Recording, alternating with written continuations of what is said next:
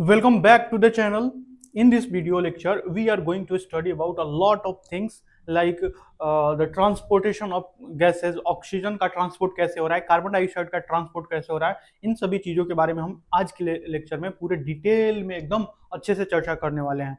तो ये लेक्चर पूरा डिटेल होने वाला है, ठीक है। तो आप अपने क्या कीजिए, आप आराम से बैठ जाइए, आराम से अपने कुर्सी पे बैठ जाइए। उसके बाद अपना नोट्स निकाल लीजिए, या हो सके तो नोट्स मत बनाइए, हो सके तो नोट्स मेरे साथ मत बनाइए। पहले तो इस लेक्चर को अच्छे से समझ लीजिए।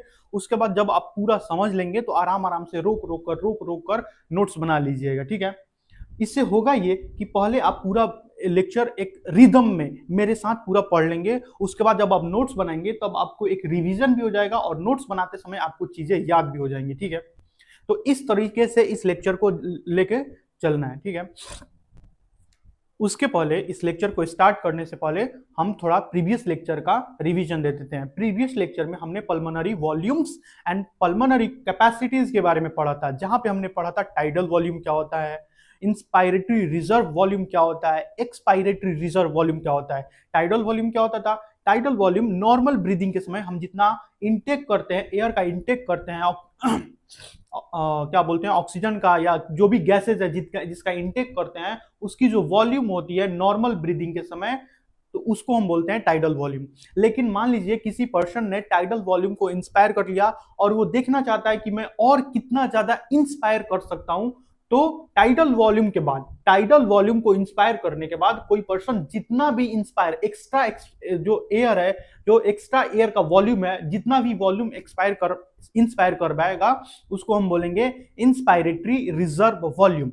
लेकिन अगर वहीं पे कोई पर्सन टाइडल वॉल्यूम को भी एक्सपायर कर दे, नॉर्मल ब्रीदिंग में लिए गए गैस को भी एक्सपायर कर दे, यानी कि उसने टाइडल वॉल्यूम 500 ml को एक्सपायर कर दिया, और वहां पे एक्सपायर करने के बाद कोई पर्सन सोचे कि अब मैं और कितना ज्यादा और एक्सपायर कर सकता हूं, यानी कि टाइडल वॉल्यूम को एक्सपायर करने के बाद भी अगर कोई पर्सन फोर्सफुली एक्सपायर करने का क्या कर रहा है, कोशिश कर रहा है, तो जितना टाइडल वॉल्यूम के बाद वो एक्सपायर कर पाएगा उसी को हम बोलते हैं एक्सपायरेटरी रिजर्व वॉल्यूम। उसके बाद हमने पढ़ा था इंस्पायरेटरी कैपेसिटी, जो आईआरवी होती है और जो टाइडल वॉल्यूम होती है, इन दोनों को मिलाकर हम क्या बोलते हैं, इंस्पायरेटरी कैपेसिटी। उसी प्रकार से टाइडल वॉल्यूम और एक्सपायरेटरी रिजर्व वॉल्यूम को मिला के हम बोलते थे एक्सपायरेटरी कैपेसिटी। टोटल वॉल्यूम क्या होता था? अच्छा, लंग्स में एक और वॉल्यूम होती थी जो जिसको हम बोलते थे रेसिडुअल वॉल्यूम, और रेसिडुअल वॉल्यूम को स्पायरोमीटर से नहीं नापा जा सकता था। क्यों? क्योंकि हम जो रेसिडुअल वॉल्यूम है उसको एक्सपायर नहीं कर सकते थे, और ये मदद करती थी किसमें? एल्वियोलाई को पिचकने से रोकती थी, यानी कि उनके कोलैप्सिंग को बचाती थी। तो इसको हम बोलते थे कौन सा एयर, कौन सा वॉल्यूम बोलते थे उसको हम रेसिडुअल वॉल्यूम। और इन सभी वॉल्यूम को अगर जोड़ दिया जाए तो टोटल लंग कैपेसिटी निकलती है, यानी कि हमारे लंग में कितनी कैपेसिटी है उसको हम जान पाते हैं। उसके बाद होती थी वाइटल कैपेसिटी। वाइटल कैपेसिटी में क्या होती थी? आईआरवी, टीवी एंड क्या ईआरवी, ये तीनों मिलाकर क्या होती थी? Vital capacity. आपने इसको अच्छे से समझ लिया है, ठीक है। तो आज का लेक्चर हम शुरू करने वाले हैं। आज के लेक्चर में हम पूरा डिटेल में पढ़ेंगे। आज के लेक्चर में एकदम डिटेल में छोटे से छोटे चीज को भी पढ़ा जाएगा। कार्बन डाइऑक्साइड का ट्रांसपोर्ट, ऑक्सीजन का transport, oxygen dissociation curve, oxygen haemoglobin dissociation curve, उसके रिलेटेड जितनी भी चीजें आज खत्म की जाएगी, ताकि हम अगले लेक्चर में न्यूरल कंट्रोल एंड गलती हो गया, न्यूरल कंट्रोल नहीं, जो रेस्पिरेशन का न्यूरल कंट्रोल है उसको हम शुरू कर सकते हैं। न्यूरल कंट्रोल ऑफ रेस्पिरेशन, ठीक है। मिटाया जाए इसको, क्योंकि ये पिछले ही लेक्चर का है, मैं इसको मिटा दे रहा हूं। अगर आप में इसमें कुछ नोट डाउन करना है तो आप नोट डाउन कर सकते हैं, बाकी मैं इसको मिटाने जा रहा हूं। मिटा दूं?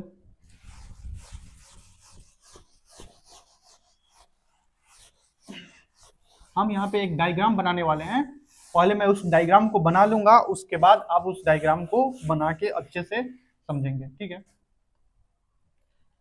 पूरा ही मिटा देता हूं।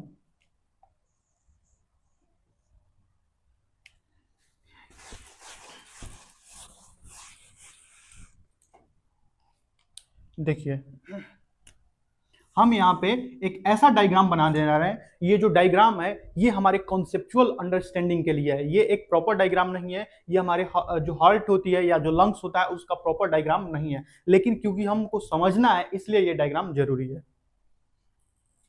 हमारे हार्ट में कितने चेंबर होते हैं? अभी तक तो आपको इतना मालूम होगा, क्योंकि आप क्लास 10th पढ़ के आए हुए हैं, 10th पढ़ा हुआ है आपने, आपको इतना मालूम होगा कि हमारे हार्ट में कितने चेंबर होते हैं। There are 4 chambers in our heart, right atrium, right ventricle, right क्या बोलते हैं, right atrium, ventricle, left atrium, left ventricle, ठीक है।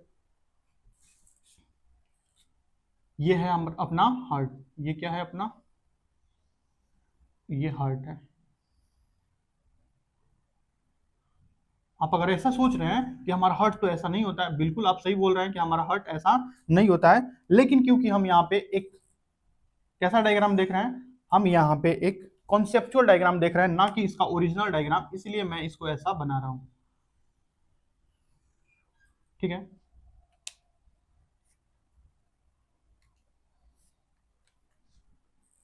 इसलिए मैं इसको ऐसा बना रहा हूं। और यहां पे मान लीजिए अपनी लंग्स हैं, लंग्स। अब देखिए, क्योंकि हम बहुत ऊपर नहीं जा सकते हैं, क्योंकि ऊपर जाने पर दिखाई देना बंद हो जाएगा। ये है लंग्स, ये क्या है, लंग्स। ध्यान से समझिए, ये लेक्चर बहुत ही ज़्यादा कॉन्सेप्चुअल होने वाला है। अगर आप इसको नहीं समझेंगे तो बहुत ज़्यादा गड़बड़ी पैदा हो सकती है। ये लंग्स हैं, ये हार्ट है। उसके बाद ये क्या है, नीचे नीचे टिश्यूज हैं, टिश्यूज।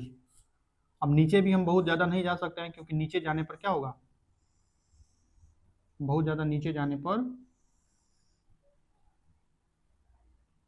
C6, इसको और लंबा करते हैं,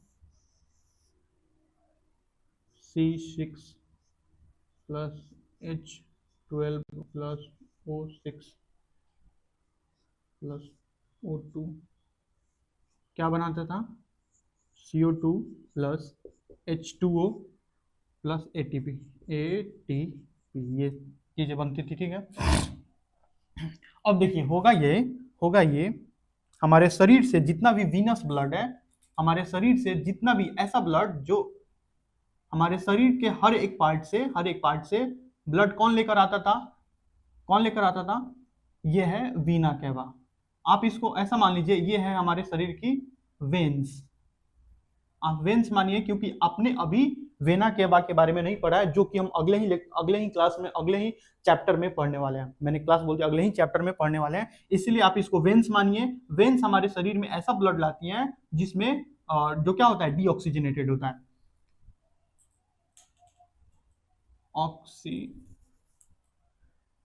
डीऑक्सीजनेटेड।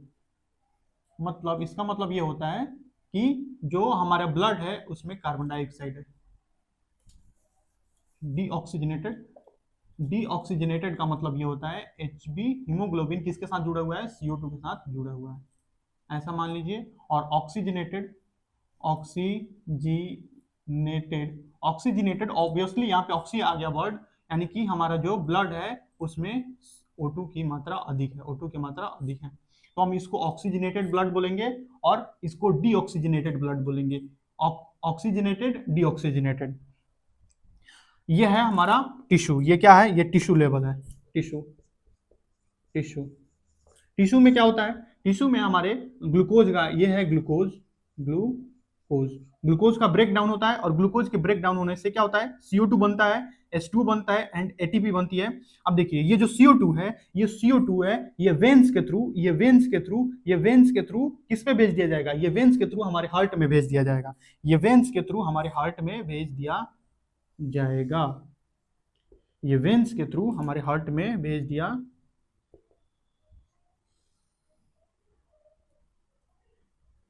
ये वेन्स के थ्रू किसमें भेज दिया जाएगा, हमारे हार्ट में।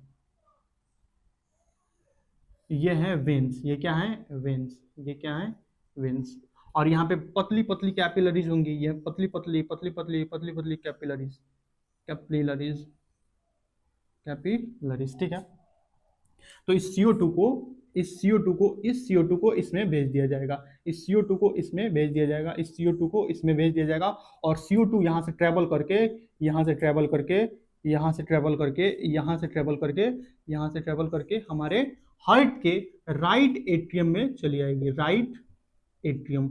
ये क्या है, राइट एट्रियम, ये क्या है, राइट एट्रियम, राइट एट्रियम, यानी कि डीऑक्सीजनेटेड ब्लड इसमें चला गया, यहाँ पे डीऑक्सीजनेटेड ब्लड चला गया। ध्यान से देखिए, ध्यान से देखिए, कुछ मत करिए। डीऑक्सीजनेटेड ब्लड यानी कि CO2 वाला ब्लड, कैसा ब्लड? CO2 वाला ब्लड। इस ब्लड को मैं क्या नाम दूं?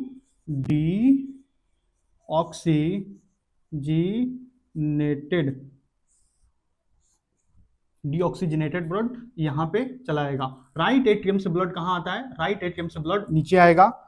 राइट एट्रियम से ब्लड कहाँ आएगा? नीचे की ओर। राइट एट्रियम से ब्लड कहाँ आएगा? नीचे की ओर। और ये क्या है? राइट वेंट्रिकल, राइट वेंट्रिकल, यानी कि डीऑक्सीजनेटेड ब्लड ये इसमें राइट वेंट्रिकल में चलाएगा। राइट वेंट्रिकल इसको पंप करेगा, इसको पंप करेगा और पंप करके कहाँ भेज देगा? हमारे किसमें? लंग्स में, हमारे लंग्स में। राइट एट्रियम राइट वेंट्रिकल में आया, राइट वेंट्रिकल इसको भेज देंगी किसमें? लंग्स में। तो देखिए लंग्स में जा रहा है। अब देखिए, क्योंकि हम इसको कॉन्सेप्चुअल डायग्राम बना रहे हैं तो यहां से हम डायरेक्ट यहां से ही क्रॉस कर दे रहे हैं, यहां से हम सीधा यहां से क्रॉस कर दे रहे हैं, क्योंकि अपने पास जगह नहीं है इसीलिए हम यहां से डायरेक्ट क्रॉस कर दे रहे हैं। ये यहां से जा रहा है और ये यहां पे जाएगा। ठीक है, ठीक है, लंग्स में चला गया। कहां चला गया? लंग्स में। ये कहां चला गया? राइट वेंट्रिकल से डीऑक्सीजनेटेड ब्लड लंग्स में चला गया। डीऑक्सीजनेटेड ब्लड कहां चला गया? लंग्स में। डीऑक्सीजनेटेड ब्लड लंग्स में चला गया। डीऑक्सीजनेटेड ब्लड कहां चला गया? लंग्स में। किसके थ्रू गया है? यही है pulmonary artery, pulmonary artery, artery, pulmonary artery. इसमें कैसा ब्लड है? डीऑक्सीजनेटेड। अच्छा, एक और बात, हम इनहेल करेंगे, इनहेल करेंगे और इनहेल करेंगे तो क्या लेंगे? ऑक्सीजन अंदर लाएंगे। ठीक है, ऑक्सीजन अंदर लाएंगे। इनहेल करेंगे तो फेफड़ों में क्या आएगा? ऑक्सीजन आएगा। इसमें CO2 है तो ये CO2, ये जो CO2 है ये CO2 बाहर चली जाएगी। ये CO2 कहाँ चली जाएगी? बाहर। ये CO2 लंग्स के थ्रू होते हुए बाहर चली गई। यानी कि हमने जो डीऑक्सीजनेटेड ब्लड लाया था, इसमें जो डीऑक्सीजनेटेड ब्लड था वो कहाँ गया? लंग्स में। और लंग्स में कार्बन डाइऑक्साइड बाहर चली गई और इस ब्लड में ऑक्सीजन चला गया। इस ब्लड में क्या आ गया? इस ब्लड में ऑक्सीजन आ गया। इस ब्लड में क्या आ गया? ऑक्सीजन। इस ब्लड में क्या आ गया? ऑक्सीजन। अब देखिए, अब ये किसके पास आएगी? राइट वेंट्रिकल के पास। किसके पास आएगी? राइट वेंट्रिकल के पास। किसके पास? राइट वेंट्रिकल के पास। और ये कैसा ब्लड है? ऑक्सीजनेटेड। मैं इसको रेड से इसीलिए दिखा रहा हूं क्योंकि ये ऑक्सीजनेटेड ब्लड है, और ऑक्सीजनेटेड ब्लड को हम लोग किससे दर्शाते हैं? रेड से। ये है ऑक्सीजनेटेड ब्लड, ऑक्सीजनेटेड ब्लड। ये जो ऑक्सीजनेटेड ब्लड है अब आएगी, अब ये किसके पास आ जाएगा? ये जो ऑक्सीजनेटेड ब्लड है, क्योंकि इस ब्लड में क्या आ गया? इस ब्लड में चला आया O2। इसको हम क्या बोलेंगे? Oxygenated blood. अब ये ऑक्सीजनेटेड ब्लड हमारे लंग्स से किसके थ्रू आएगा? ये है पल्मोनरी वेन्स, पल्मोनरी वेन्स। किसके थ्रू? पल्मोनरी वेन्स के थ्रू ये हमारे लेफ्ट एट्रियम में आएगा। लेफ्ट एट्रियम इसको पंप करेगी लेफ्ट वेंट्रिकल में। किसमें पंप करेगी? लेफ्ट वेंट्रिकल में। किसमें पंप करेगी? लेफ्ट वेंट्रिकल में। एंड लेफ्ट वेंट्रिकल से ये पूरे शरीर में, पूरे बॉडी में पंप कर दिया जाएगा। फिर से ये पूरे बॉडी में पंप कर दिया जाएगा। लेफ्ट वेंट्रिकल में आया और लेफ्ट वेंट्रिकल इसको पूरे बॉडी में पंप कर देगा एओर्टा के थ्रू। ये क्या है? एओर्टा।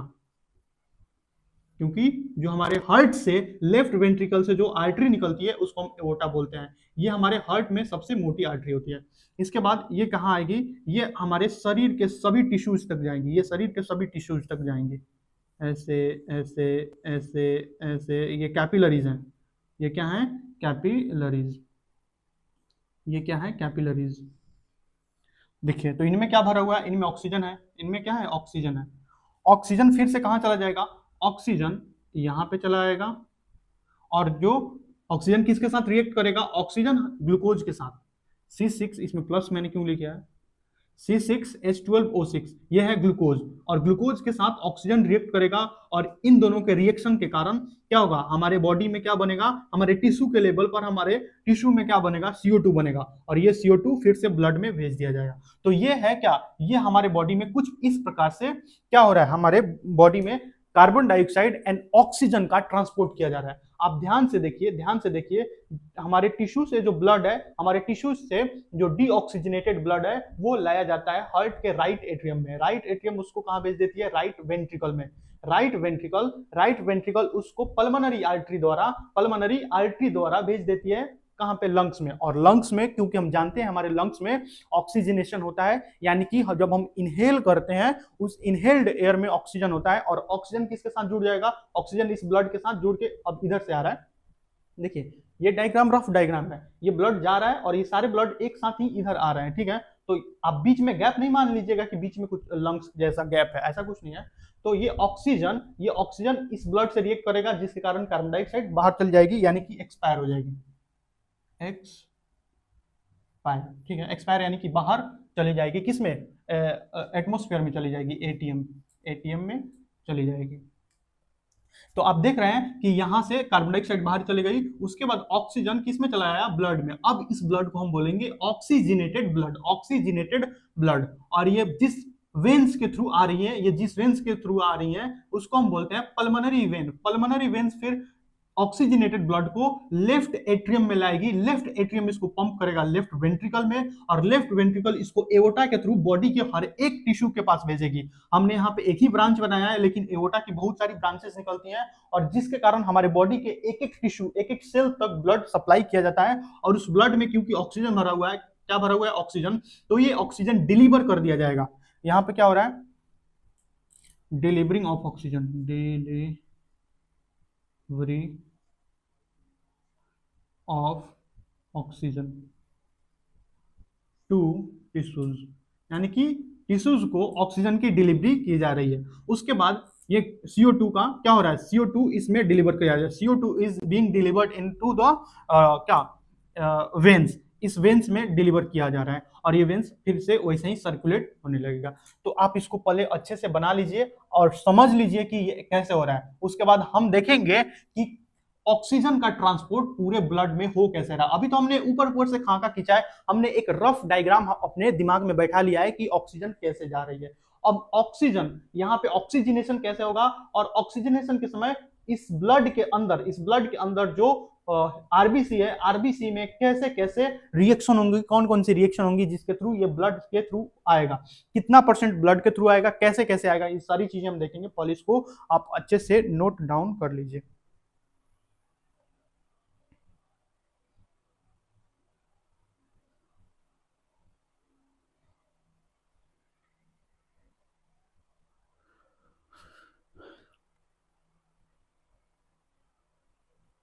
नोट डाउन कर चुके होंगे? मिटा दूं? मिटाऊं?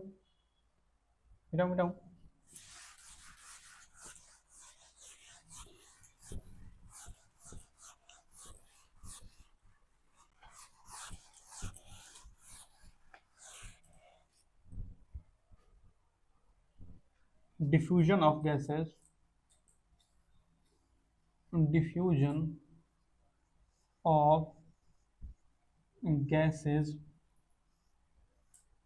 depends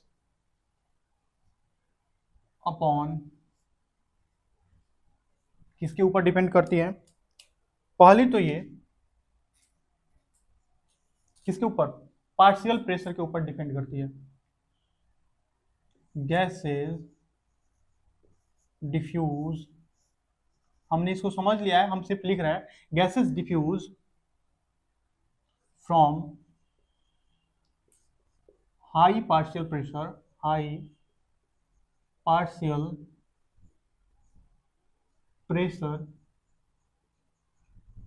to low partial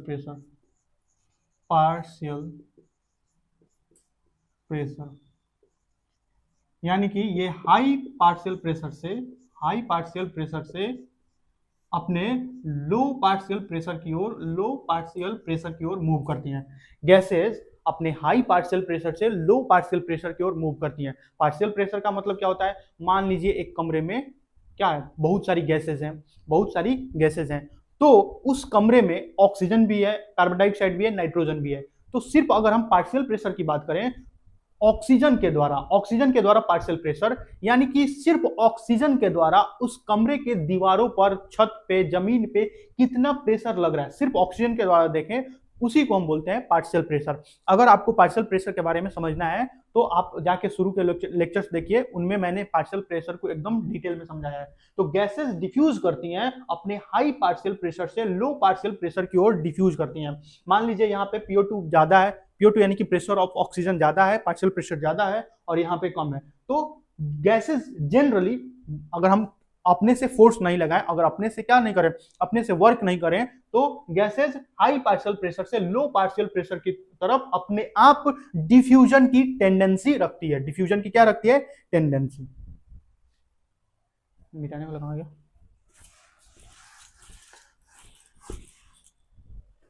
thickness of diffusion membrane, thickness of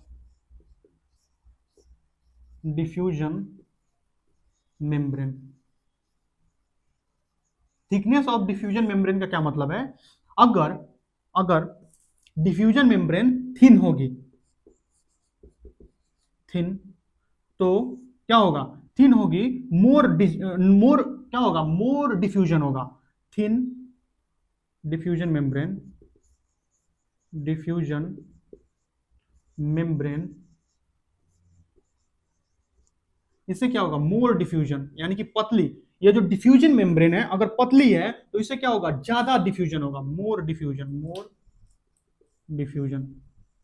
obviously आप इसको एकदम समझ पा रहे होंगे। मान लीजिए यहाँ पे इतनी मोटी दीवार खड़ी कर दी जाए, यहाँ पे ऑक्सीजन हो, और ऑक्सीजन यहाँ पे हाई पार्शियल प्रेशर पे है, यहाँ पे ऑक्सीजन लो पार्शियल प्रेशर पे है, और इतनी मोटी दीवार हम खड़ी कर दें तो ऑक्सीजन यहाँ से यहाँ आने में बहुत ज्यादा दिक्कत होगा, यानी कि ऑक्सीजन को, मोटे को क्रॉस करने में दिक्कत होगा। लेकिन वहीं पे अगर हम एकदम ये जो मेम्ब्रेन है, ये जो डिफ्यूजन मेम्ब्रेन है, इसको एकदम पतला रखें तो क्या होगा? ऑक्सीजन आसानी से डिफ्यूज कर जाएंगी, आसानी से क्या होगा? डिफ्यूज कर जाएंगी। Thick diffusion membrane, less diffusion, यानी कि अगर मोटी दीवार है, मोटा मेम्ब्रेन है, तो मोटा मेम्ब्रेन है तो गैसेस का डिफ्यूजन कम होगा, पतला मेम्ब्रेन है तो गैसेस का डिफ्यूजन ज्यादा होगा। मोटा मेम्ब्रेन, गैसेस का डिफ्यूजन कम हो जाएगा, पतला मेम्ब्रेन, गैसेस का डिफ्यूजन ज्यादा होगा। ऑब्वियस सी बात है, गैसेस उसको आसानी से क्रॉस कर पाएंगी, जिसके कारण उनका डिफ्यूजन बढ़ जाएगा, और मोटे मेम्ब्रेन के समय उनका डिफ्यूजन इसलिए लेस हो जाएगा क्योंकि उसको क्रॉस करने में दिक्कत होगा। ठीक है, अब एक और जो तीसरा फैक्टर है वो है solubility of gas. Solubility of gas, तो पहले इसको आप नोट डाउन कर लीजिए, उसके बाद हम देखते हैं सॉल्युबिलिटी ऑफ गैस कैसे क्या करती है। गैस डिफ्यूज करती है अपने हाई पार्शियल से लो पार्शियल प्रेशर की ओर। उसके बाद थिकनेस ऑफ मेम्ब्रेन जो है, थिन मेम्ब्रेन अधिक डिफ्यूजन कराती है, वहीं पे थिक मेम्ब्रेन जो है वो कम डिफ्यूजन कराती है।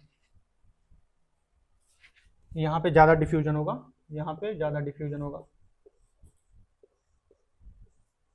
ऐसे मिटा दूं। अब देखिए, जो तीसरा फैक्टर है उसको हम बोलते हैं solubility of gas. Solubility of gas, solubility of gas. ठीक है, अपन सपोज करते हैं ये कोई मीडियम है, ये मीडियम ए है और ये मीडियम बी है, और इधर भी सपोज कर लेते हैं ये मीडियम ए है और ये मीडियम बी है। यहां पे हम ऑक्सीजन को लेते हैं, ऑक्सीजन जिसका पार्शियल प्रेशर यहां पे हम कितना मान लें? 100 मान लेते हैं, और यहां पे ऑक्सीजन का पार्शियल प्रेशर हम क्या मान लेते हैं? 20 मान लेते हैं। ठीक है, यहां पे हम CO2 लेते हैं और CO2 का पार्शियल प्रेशर क्या मानते हैं? 100, और यहां पे CO2 का पार्शियल प्रेशर हम यहां से फिर से 20 मान लेते हैं। ध्यान से देखिए, इस केस में क्या हो रहा है? ये कोई मीडियम है, हम किसी मीडियम में रखे हुए हैं ऑक्सीजन को, ये कोई बी मीडियम है और इसके बीच में डिफ्यूजन मेम्ब्रेन लगा हुआ है। क्या लगा हुआ है? Diffusion membrane. यहाँ पे हमने ऑक्सीजन के पार्शियल प्रेशर को 100 लिया है और यहाँ पे ऑक्सीजन के पार्शियल प्रेशर को 20 लिया हुआ है। उसी प्रकार से ठीक सेम वही कंडीशन है, वही मीडियम है, दोनों मीडियम वही है। यहाँ पे हमने ठीक उसी प्रकार से partial pressure of carbon dioxide is 100, यानी कि हमने कार्बन डाइऑक्साइड के पार्शियल प्रेशर को 100 रखा, 100 यानी कि mm of Hg। ठीक है, उसी प्रकार से यहाँ पे भी 20। तो आप ध्यान से देखिए कि क्या यहाँ पे जो प्रेशर का डिफरेंस है, प्रेशर का डिफरेंस ऑक्सीजन के समय, इसमें प्रेशर का डिफरेंस और इसमें प्रेशर का डिफरेंस कैसा है? दोनों में प्रेशर का डिफरेंस सेम है, यानी कि pressure difference same, pressure difference is same, दोनों में प्रेशर का डिफरेंस सेम है। लेकिन यहां पे कंडीशन ये है, कंडीशन क्या बोलूं, the medium B has more solubility for CO2 than the oxygen, ये बोल रहा है कि जो मीडियम बी है उसके पास ज्यादा सॉल्युबिलिटी है। सॉल्युबिलिटी यानी कि क्या? ऐसा मीडियम जिसमें हम कुछ घोल रहे हैं और वो घुलने दे, किसी चीज को अपने भीतर घुल जाने की क्षमता को सॉल्युबिलिटी बोलते हैं।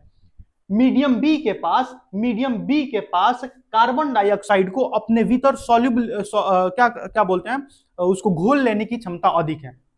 क्या बोलता है? Tendency, the medium B has more solubility for CO2 के लिए ज्यादा सॉल्युबिलिटी है देन द ऑक्सीजन। तो इस केस में भले ही प्रेशर डिफरेंस सेम है, भले ही यहां पे भी 100 है, यहां पे भी 20 है, यानी कि प्रेशर डिफरेंस 80 का है, यहां पे भी प्रेशर डिफरेंस 80 का है, दोनों में डिफ्यूजन मेम्ब्रेन की जो मोटाई, लंबाई, जो भी चौड़ाई है, यानी कि इसमें भी डिफ्यूजन मेम्ब्रेन उतनी ही मोटी है जितनी कि इसमें मोटी है। लेकिन यहां पे क्योंकि मीडियम बी के पास कार्बन डाइऑक्साइड के लिए सॉल्युबिलिटी ज्यादा है, इसलिए कार्बन डाइऑक्साइड ज्यादा डिफ्यूज करेगी, तो ये जो कार्बन डाइऑक्साइड है यहां पे ज्यादा डिफ्यूज करेगी। और वहीं पे क्योंकि इस बी मीडियम में ऑक्सीजन के लिए सॉल्युबिलिटी कम है, इसलिए ये कम डिफ्यूज कर पाएगा। सो CO2 will diffuse more in medium B। तो सॉल्युबिलिटी ऑफ गैसेस का मतलब आप समझ गए होंगे, भले ही हमने पार्शियल प्रेशर को सेम रखा है, फिर भी यहां पे जो कार्बन डाइऑक्साइड है वो ज्यादा सॉल्युबल होने के कारण ज्यादा डिफ्यूज कर रही है, जबकि यहां पे जो ऑक्सीजन है वो कम डिफ्यूज कर पा रहा है।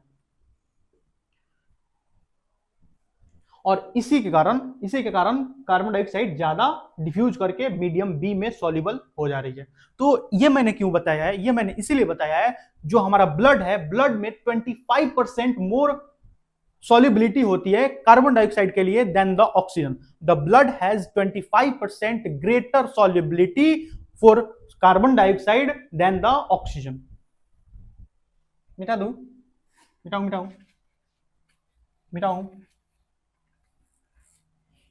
मिटाऊं, इसको मिटा रहा हूं, आप इसके नीचे लिख लीजिएगा, मिटा रहा हूं, ठीक है।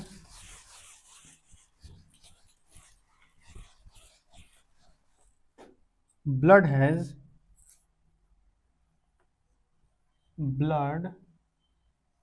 has 25% more solubility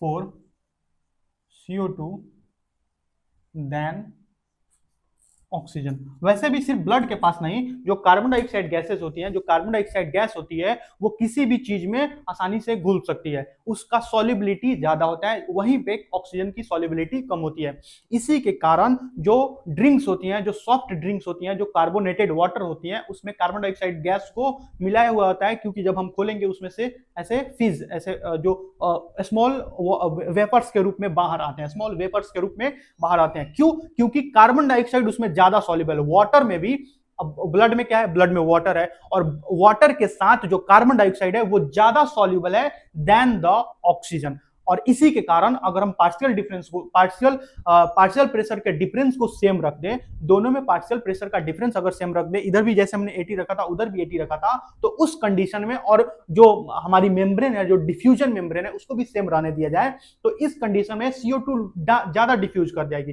CO2 क्या कर जाएगी? ज्यादा डिफ्यूज कर जाएगी। और ब्लड में हमारे वाटर होता है, ब्लड में वाटर कहाँ से आ गया? ब्लड के पास प्लाज्मा होती है और प्लाज्मा के पास 90% ऑफ द वाटर होता है, यानी कि प्लाज्मा जो होती है वो 90% वाटर से ही बनी हुई होती है। उसके बाद प्लाज्मा में कुछ प्रोटीन्स होते हैं और उसके मिनरल्स होते हैं, हार्मोन्स होते हैं, इन सभी चीजों के कारण ये सारी भी चीजें होती हैं।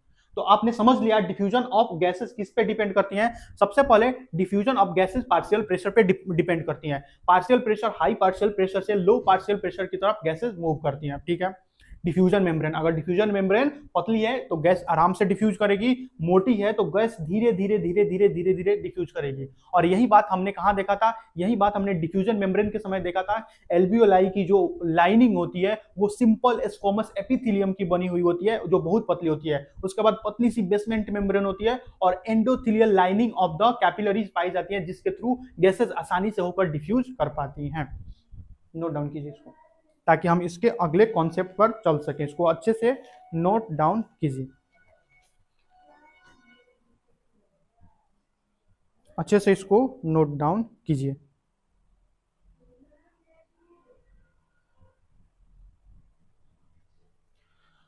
मिटा दूं?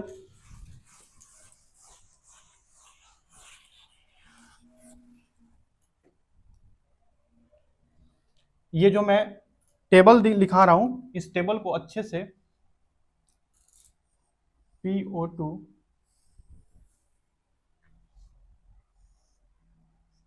PCO2 ज्यादा ऊपर हो गया क्या?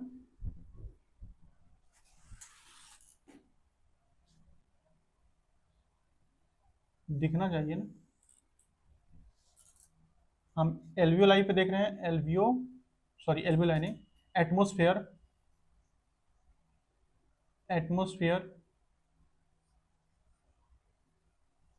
ठीक है।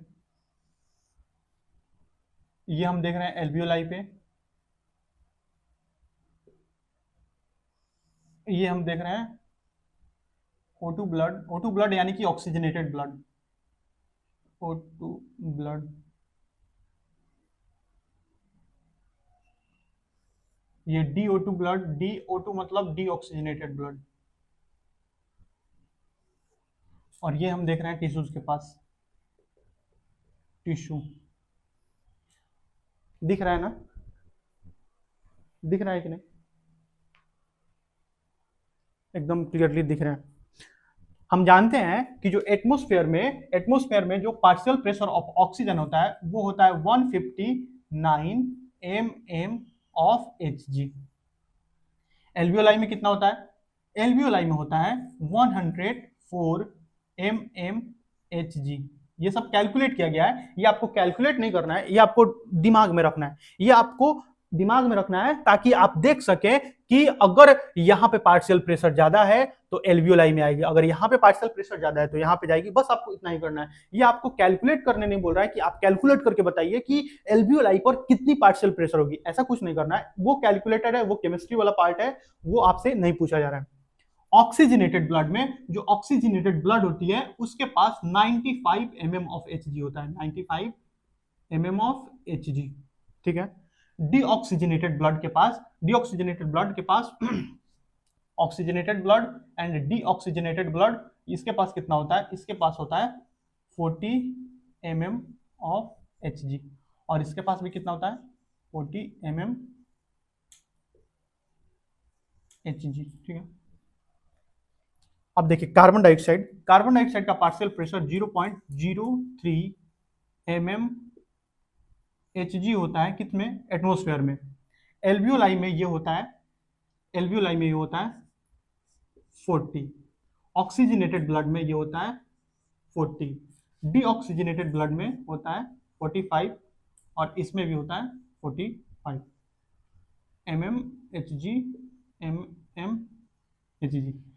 आप ध्यान से देखिए, ये ऑक्सीजनेटेड ब्लड है, ये डीऑक्सीजनेटेड ब्लड, ये टिश्यू। तो एटमॉस्फेयर में इतनी है। हमको ये करना है कि जैसे मैं बोलूंगा, देखिए ऑक्सीजनेटेड ब्लड में कितना पार्शियल प्रेशर है ऑक्सीजन का, तो आप बोलेंगे इतना। डीऑक्सीजनेटेड ब्लड में कितना है? 40 mm ऑफ Hg। तो आप ध्यान से देखिए, ऑक्सीजन यहां से यहां की ओर डिफ्यूज करेगा, क्योंकि यहाँ पे पार्शियल प्रेशर ज्यादा है, इसीलिए ऑक्सीजनेटेड ब्लड से जो ऑक्सीजन है वो इधर से इधर की ओर डिफ्यूज कर सकती है, क्योंकि यहाँ पे पार्शियल प्रेशर ज्यादा है। हालांकि डिफ्यूज नहीं करती है, ये टिश्यूज में जाती है। ये कहाँ जाती है? टिश्यू में। ये जो ऑक्सीजन है, क्योंकि यहाँ पे ऑक्सीजन का पार्शियल प्रेशर कम है, अभी अभी हमने देखा है, यहाँ पे मैंने कैसे बनाया था, ये जो पार्शियल प्रेशर लेके आ रही थी, ये इसमें ऑक्सीजनेटेड ब्लड था, एओर्टा में ऑक्सीजनेटेड ब्लड था, और ये यहाँ पे आ रही थी और टिश्यू में डिफ्यूज कर रही थी। टिश्यू में क्या कर रही थी? डिफ्यूज कर रही थी। यानी कि एओर्टा में और जितनी भी आर्टरीज हैं, आर्टरीज में ऑक्सीजन का पार्शियल प्रेशर ज्यादा होता है, और क्योंकि टिश्यू में ऑक्सीजन का पार्शियल प्रेशर कम होता है, इसीलिए ये अपने हाई पार्शियल प्रेशर से लो पार्शियल प्रेशर की ओर डिफ्यूज कर जाती है। इसमें डिफ्यूज नहीं करती है, ये मैंने एक एग्जांपल के लिए बताया है, असली में तो यहाँ पे डिफ्यूज करती है। ठीक है, उसी प्रकार से टिश्यू में कितनी 45 mm ऑफ Hg क्या होती है? पार्शियल प्रेशर होती है। और जो डीऑक्सीजनेटेड ब्लड है, जो हमारा जो ऑक्सीजनेटेड ब्लड में कितनी होती है? 40। तो यहां से ये यहां की ओर डिफ्यूज कर देंगे, यानी कि जो टिश्यूज हैं उनके पास ज्यादा पार्शियल प्रेशर होता है। कार्बन डाइऑक्साइड के लिए टिश्यूज के पास ज्यादा पार्शियल प्रेशर होता है, ये 45 mm Hg है। तो यहाँ पे क्या होता था? यहाँ पे टिश्यू के पास क्योंकि 45 mm of Hg carbon dioxide था, ये कार्बन डाइऑक्साइड डिफ्यूज करके किसमें चली जाती थी? किसमें? जो ऑक्सीजनेटेड ब्लड आ रहा था उसमें चली जाती थी, और उसके कारण वो ब्लड फिर से क्या हो जाता था? डीऑक्सीजनेटेड ब्लड हो जाता था। तो पहले इतना अच्छे से आप नोट डाउन कीजिए, और इसको मेमोराइज रखिएगा, इसको ध्यान में रखिएगा। इन सभी में भी mm ऑफ Hg लिख लीजिए, mm ऑफ Hg। अब हम हीमोग्लोबिन का स्ट्रक्चर देखेंगे, और उसके स्ट्रक्चर को आखिर कैसे होता है, हीमोग्लोबिन कैसा होता है, उसका स्ट्रक्चर कैसा होता है, इसको हम समझेंगे। पहले इसको अच्छे से नोट डाउन कीजिए।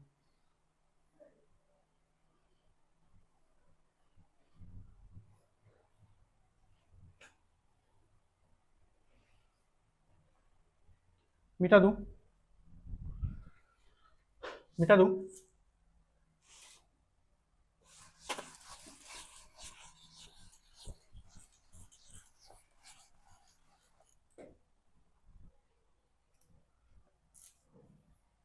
Blood have RBCs. आरबीसीज मतलब जानते हैं? Red blood cells.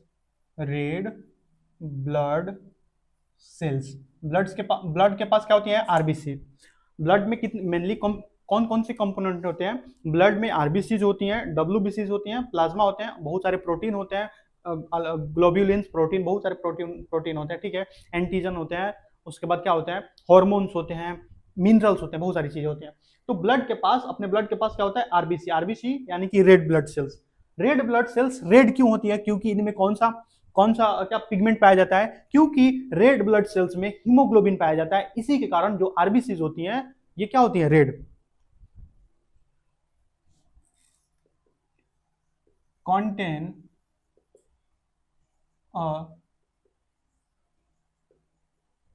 पिगमेंट जिसका नाम क्या है? Haemoglobin.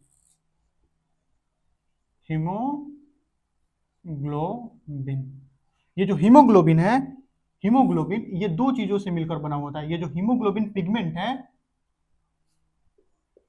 Gives red colour to blood, यानी कि ब्लड को कौन सा कलर देता है? ये इसी के कारण ब्लड लाल दिखता है। इसी के कारण ब्लड क्या दिखता है? लाल। इसमें दो चीजें पाई जाती हैं। सबसे पहले तो एक हीम ग्रुप पाया जाता है, प्रोस्थेटिक ग्रुप जो हीम होता है, हीम कंटेन आयरन। इसी में आयरन होता है। इसी में क्या होता है? आयरन Fe+2 के स्टेप क्या होता है? Fe+2 के स्टेट में पाया जाता है। इसमें पोरफायरिन रिंग होती है, पोरफायरिन रिंग। मैं समझा रहा हूं ये रिंग कैसी होती है, कैसे दिखती है, और Fe+2 उसके अंदर कैसे होता है। ठीक है, मैं पूरा चीज समझा रहा हूं, एक एक चीज में समझाऊंगा। ये हीमोग्लोबिन में 5% होता है। जो 95% ऑफ पार्ट है वो होता है ग्लोबिन पार्ट। ग्लोबिन, और ये कैसा होता है, प्रोटीन। जो हीमोग्लोबिन है इसमें प्रोटीन पाया जाता है जिसको हम ग्लोबिन बोलते हैं, और इसका प्रोस्थेटिक ग्रुप होता है। ये एक क्या है, ये ग्लोबिन क्या है, एक प्रोटीन होता है, ठीक है। और ये जो प्रोटीन है, ये क्या करता है, ये अलग अलग कार्बन, ये इसमें अलग अलग चेन्स होती हैं, ये इसमें अलग अलग चेन्स होती हैं, alpha chain and beta chain. Globin में अलग अलग चेन होती है, दो चेन होती है, दो अल्फा चेन होती है, दो बीटा चेन होती है।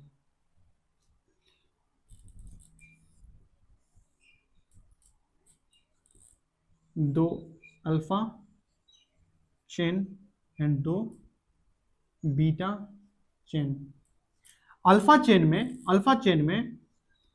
141 एमिनो एसिड होते हैं, एंड बीटा चेन में, यहां पे 2 अलग लिख लीजिए,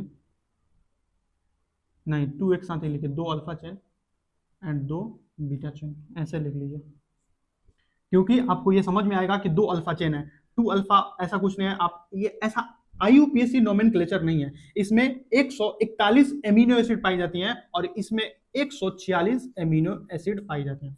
ध्यान से देखिए, हिम हिम क्या होता है, हिम एक प्रोस्थेटिक ग्रुप होता है। ये ग्लोबिन है, ग्लोबिन प्रोटीन वाला पार्ट है। प्रोटीन वाला पार्ट क्या होता है, इसमें 2 alpha chain and 2 beta chain होती हैं, ये जो चेन्स हैं ये इस पोरफायरिन रिंग से दोनों तरफ जुड़ी हुई होती हैं। ध्यान से सुनिए, पोरफायरिन रिंग से, ये जो पोरफायरिन रिंग है, पोरफायरिन रिंग कुछ ऐसा दिखता है, ठीक है। पोरफायरिन रिंग जो है कुछ ऐसा दिखता है, और इसी के अंदर Fe+2 के स्टेट में पाया जाता है, Fe+2 यही है पोरफायरिन रिंग। तो हमारे ब्लड में आरबीसीज होती हैं, आरबीसीज में हीमोग्लोबिन पाया जाता है, और हीमोग्लोबिन में 2 चीजें पाई जाती हैं, एक हीम ग्रुप और दूसरा ग्लोबिन। ग्लोबिन क्या होता है, वो प्रोटीन होता है, और प्रोटीन की 2 अल्फा चेन्स होती हैं, 2 बीटा चेन्स होती हैं, कुल मिला के 4 चेन पाई जाती हैं। कुल मिला के कितनी चेन पाई जाती हैं, 4 चेन पाई जाती हैं। और इसमें पोरफायरिन रिंग के अंदर Fe+2 के स्टेट में होता है। Binds with oxygen. ये जो हीम ग्रुप है ये ऑक्सीजन के साथ बाइंड करता है, हीम ग्रुप ऑक्सीजन के साथ बाइंड करता है, लेकिन वहीं पे ग्लोबिन जो होता है, ये जो प्रोटीन वाला पार्ट होता है, बाइंड्स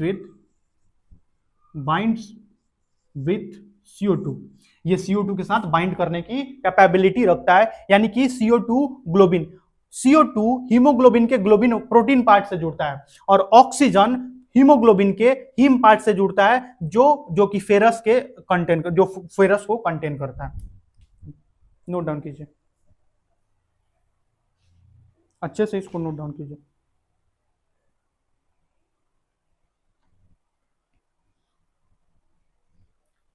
मिटा दूं। ऑक्सीजन हीम ग्रुप से बाइंड करता है, carbon dioxide globin part of the haemoglobin से बाइंड करता है, यानी कि ग्लोबिन वाले पार्ट से बाइंड करता है। ग्लोबिन क्या है, एक प्रोटीन वाला पार्ट है, किसका, हीमोग्लोबिन का प्रोटीन वाला पार्ट है, प्रोटीन वाला पार्ट।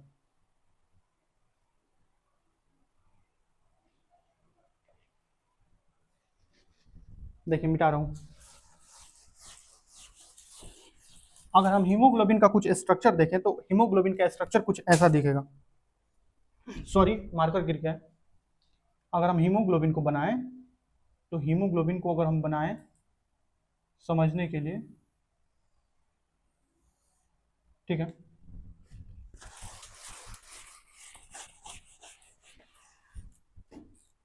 इसमें क्या होता है, इसमें हीम ग्रुप होते हैं, और हीम ग्रुप के साथ क्या जुड़ा होता है, हीम ग्रुप के साथ ग्लोबिन चेन जुड़ा हुआ होता है।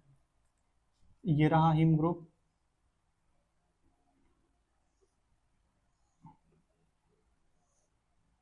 ये रहा हीम ग्रुप, ये क्या है, हीम ग्रुप।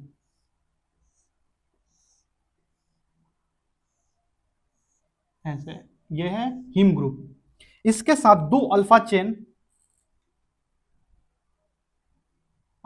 ये किसकी चेन है, प्रोटीन की चेन है, 2 अल्फा चेन और 2 बीटा चेन, इधर की तरफ 2 बीटा चेन। बीटा चेन में क्योंकि 146 एमिनो एसिड होती हैं, और ये जो पोरफायरिन रिंग है इसी के भीतर क्या होता है, इसी के भीतर फेरस होता है, Fe+2 Fe+2, Fe+2, ये सब क्या है? ये सब कार्बन है, ये सब जो आपको दिख रहे हैं ये सब कार्बन है, Fe+2, ठीक है। तो होता ये है कि ये जो हीमोग्लोबिन है, हीमोग्लोबिन में ये जो चार आपको पोरफायरिन रिंग दिख रहे हैं और इसके भीतर चार फेरस यानी कि चार आयरन के मॉलिक्यूल होते हैं। और एक एक मॉलिक्यूल के साथ, ध्यान से सुनिए, एक एक मॉलिक्यूल के साथ फेरस के एक एक मॉलिक्यूल के साथ एक ऑक्सीजन, एक O2 का क्या एक O2 बाइंड करता है, एक O2 बाइंड करता है। इसके साथ भी एक O2 बाइंड करेगा, O2, इसके साथ भी O2 बाइंड करेगा, इसके साथ भी O2 बाइंड करेगा और इसके साथ भी O2 बाइंड कर सकता है। यह है अल्फा चेन, ये दोनों अल्फा चेन है और ये दोनों बीटा चेन है। ये दोनों कैसी चेन है? बीटा चेन, ठीक है। यानी कि कुल टोटल मिला के 2, 2, 4, 2, 6, 2, 8, यानी कि 8 एटम बाइंड कर सकता है ऑक्सीजन का, 8 एटम बाइंड कर सकता है सिर्फ एक हीमोग्लोबिन में, सिर्फ एक हीमोग्लोबिन में 8 ऑक्सीजन का एटम बाइंड कर सकता है। अगर हम इसको मॉलिक्यूल के रूप में बोले तो 4 molecule of oxygen can bind with a single haemoglobin. एक सिंगल हीमोग्लोबिन के इस मॉलिक्यूल के साथ, एक सिंगल हीमोग्लोबिन के मॉलिक्यूल के साथ 4 ऑक्सीजन के 4 क्या बाइंड कर सकते हैं? मॉलिक्यूल बाइंड कर सकते हैं। लेकिन एटम कितने होंगे? इसमें 2 एटम, इसमें 2 एटम, इसमें 2 एटम, इसमें 2 एटम। तो हम इसके लिए लिख लेते हैं each globin chain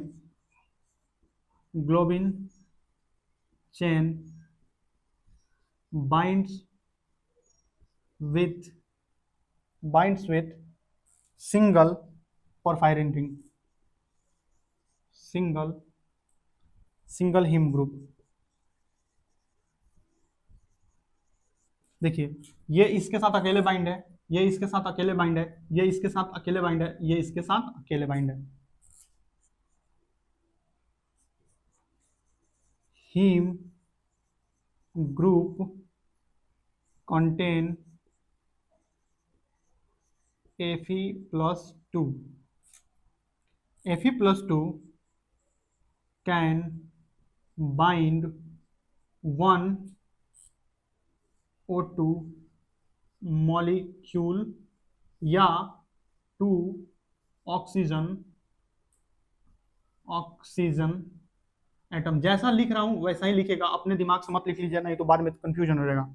haem group contain करता है फेरस, हीम ग्रुप क्या कंटेन करता है? फेरस।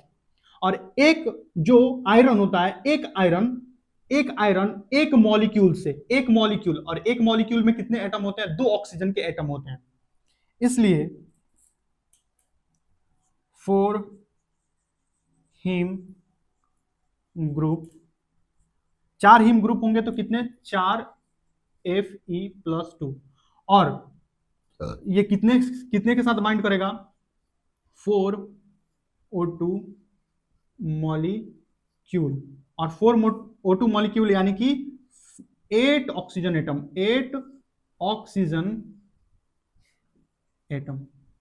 ध्यान से देखिए, एक हीमोग्लोबिन 8 ऑक्सीजन के एटम या 4 ऑक्सीजन के मॉलिक्यूल के साथ बाइंड कर सकता है। Single HB molecule can bind with 4 oxygen molecule और 8 ऑक्सीजन एटम। आप इसको ध्यान से समझ लीजिए, एक मॉलिक्यूल में कितने एटम है? 2 एटम है। एक मॉलिक्यूल में 2 एटम तो 4 मॉलिक्यूल में 8 एटम। और जो ऑक्सीजन है वो हीम ग्रुप के साथ बाइंड कर रहा है। हीम ग्रुप के साथ किससे? फेरस से बाइंड कर रहा है। और एक फेरस एक मॉलिक्यूल को बाइंड कर सकता है, एक फेरस एक O2 के मॉलिक्यूल को बाइंड करेगा, यानी कि इस मॉलिक्यूल में कितने एटम है? 2 एटम है। उसी प्रकार से अगर 4 हीम ग्रुप है तो 4 फेरस होंगे और 4 फेरस 4 मॉलिक्यूल को बाइंड करेंगे। लेकिन इसको हम किस में बदल दें, इसको हम अगर एटम में बदल के देखें तो 8 ऑक्सीजन एटम हो जाएंगे। यानी कि अगर ये है Hb तो ये कितने O2 के साथ बाइंड करेगा, ये O2 के साथ 4 O2 के साथ एक सिंगल Hb बाइंड कर सकता है। एक सिंगल Hb 4 ऑक्सीजन के एटम के साथ, सॉरी मॉलिक्यूल के साथ बाइंड कर सकता है। इस प्रकार से ध्यान से समझिए इसको आराम से अच्छे से समझिए। ये हीमोग्लोबिन का मॉलिक्यूल है, ये जो मॉलिक्यूल है ये हीमोग्लोबिन का मॉलिक्यूल है।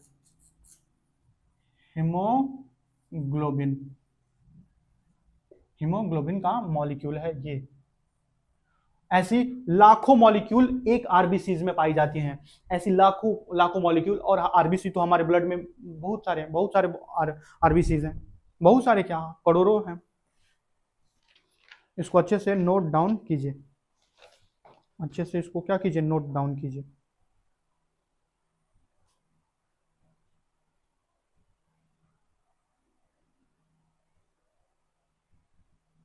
मिटा दूं,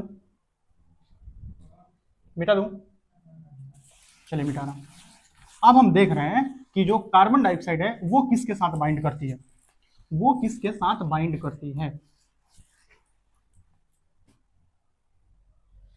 पहले हम इसका नाम लिख लेते हैं HbO2। इसको हम बोलते हैं ऑक्सी हीमोग्लोबिन।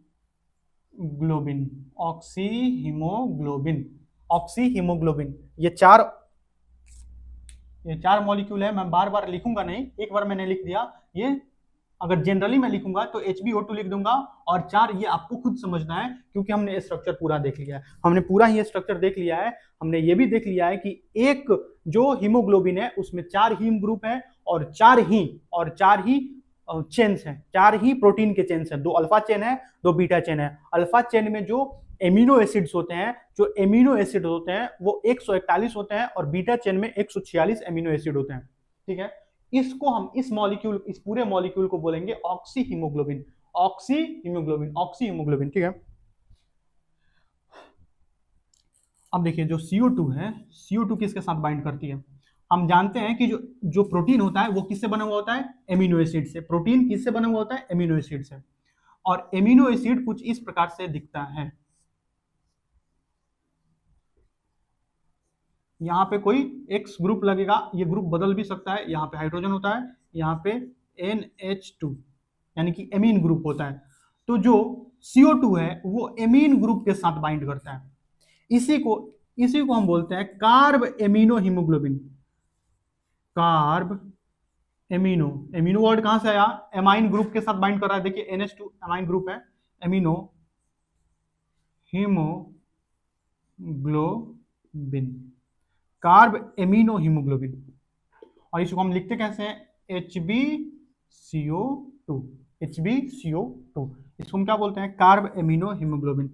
और क्योंकि ये किस पार्ट से बाइंड कर रहा है, ये एमिनो एसिड से बाइंड कर रहा है। और एमिनो एसिड किस में होंगे, प्रोटीन में होंगे। यानी कि कार्बन डाइऑक्साइड प्रोटीन वाले पार्ट से बाइंड करती है, जिसका मैंने आपको क्लियर डायग्राम बता दिया। ये है क्या, ये एमिनो एसिड है।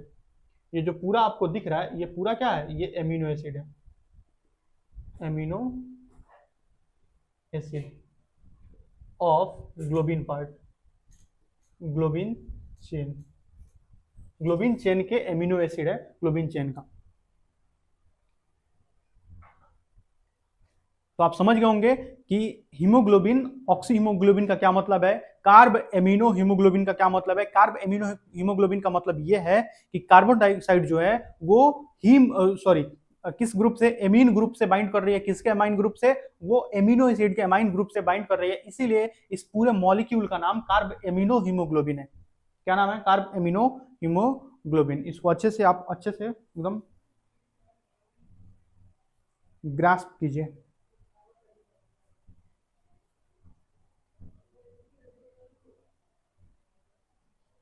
मिटाऊं,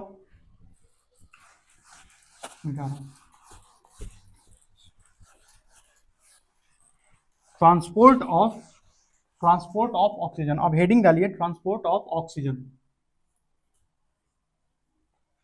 ट्रांसपोर्ट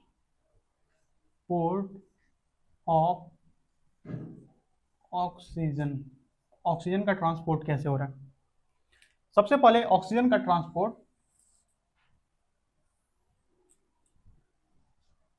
इसको सीधा करने दीजिए।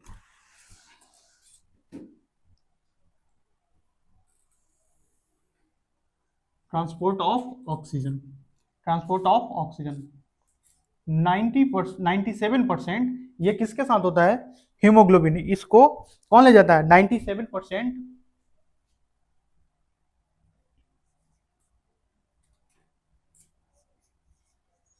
Transported by RBCs, RBCs.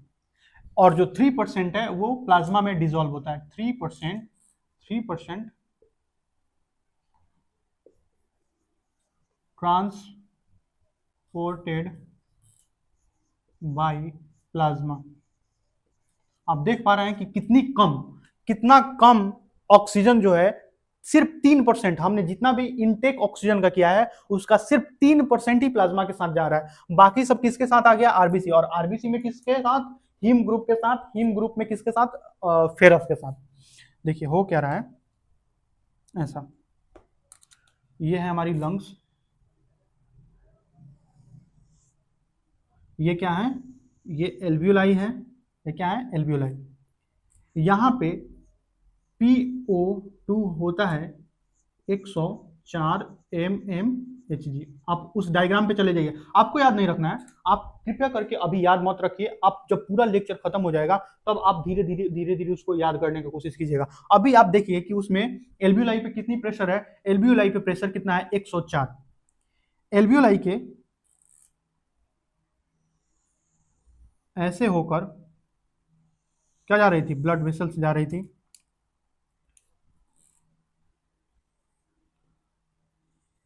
ठीक है, जो डीऑक्सीजनेटेड ब्लड है, जो डीऑक्सीजनेटेड ब्लड है उसमें PO2 कितना होता है, उसमें होता है 40 mmHg। कितना होता है, 40 mmHg।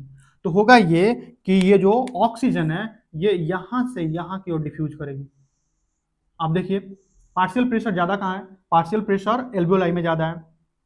ये कैसा ब्लड है, ये है डी ऑक्सीजनेटेड ब्लड, DO2 लिखा हूं, डी ऑक्सीजनेटेड, डी ऑक्सीजनेटेड। तो डीऑक्सीजनेटेड ब्लड के पास कितना पार्शियल प्रेशर है, 40 mm ऑफ Hg। क्योंकि ये यहाँ पे हायर पार्शियल प्रेशर है तो ये अपने हायर पार्शियल प्रेशर से लोअर पार्शियल प्रेशर की ओर मूव करेगी और यहाँ पे आ जाएगी, यहाँ पे आ जाएगी। अब ये कैसा ब्लड हो गया, ये हो गया ऑक्सीजनेटेड ब्लड।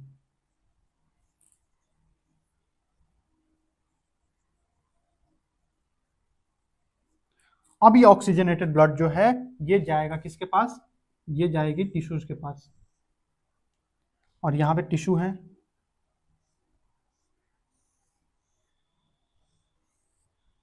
अब देखिए ऑक्सीजनेटेड ब्लड में जो PO2 होता है वो होता है 95 mmHg, यानी कि इसमें कितना है, 95 mm ऑफ Hg। यहां पे 95 हो गया है, PO2 इज इक्वल टू 95। और PO2 यहां पे कितना होता है, यहां पे होता है कितना, 40 mm ऑफ Hg, 40 mmHg। आप देख सकते हैं, आप क्लियरली देख सकते हैं यहाँ पे 95 है, यहाँ पे 40 है। तो होगा ये, यहां से ब्लड इधर से डिफ्यूज कर जाएगी, इधर से डिफ्यूज कर जाएगी। और फिर से जितना ऑक्सीजन डिलीवर करना होगा ऑक्सीजन चला जाएगा और यहां से फिर से ये ब्लड कैसी हो जाएगी, फिर से ये ब्लड डीऑक्सीजनेटेड हो जाएगी, डीऑक्सी ब्लड। और इस डीऑक्सी ब्लड में, ये डीऑक्सी ब्लड कहाँ जाएगी, ये जाएगी हार्ट में, और हार्ट से कहाँ जाएगी, लंग्स में, हार्ट से लंग्स में। और इस डीऑक्सीजनेटेड ब्लड में कितना क्या होता है, जो पार्शियल प्रेशर होता है वो होता है 40 m, PO2 is equal to 40 mmHg।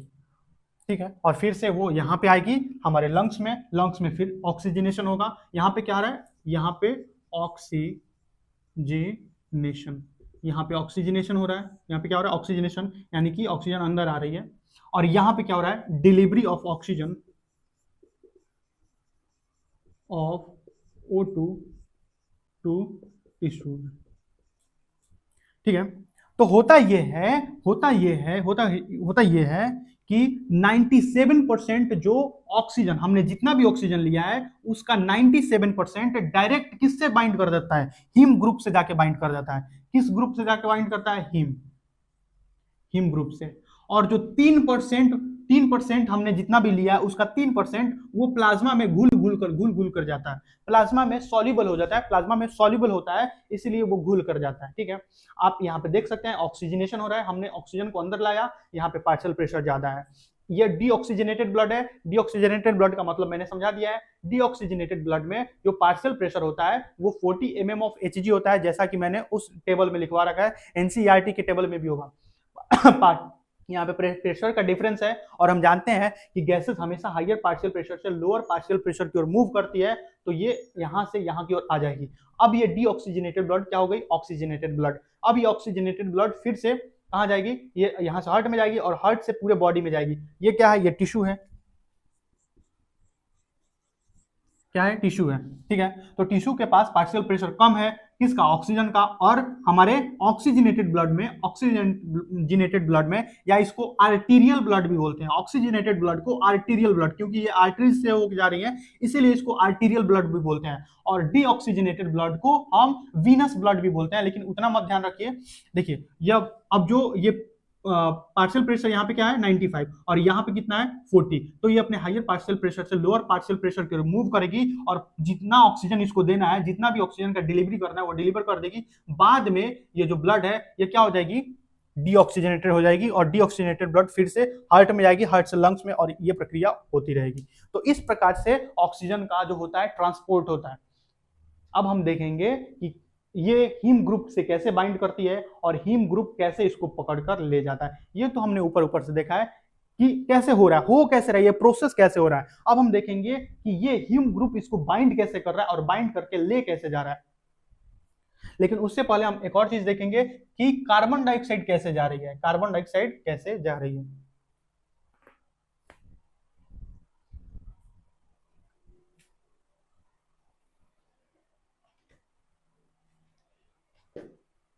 मिटा दूं,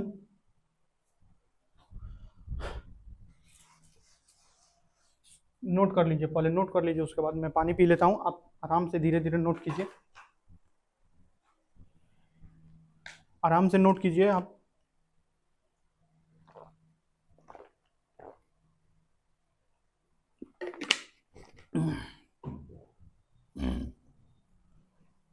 हो गया नोट, हुआ।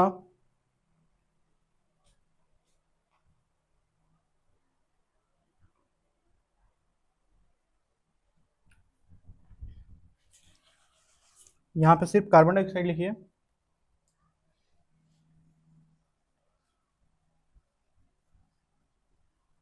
कार्बन डाइऑक्साइड CO2, ये क्या है CO2।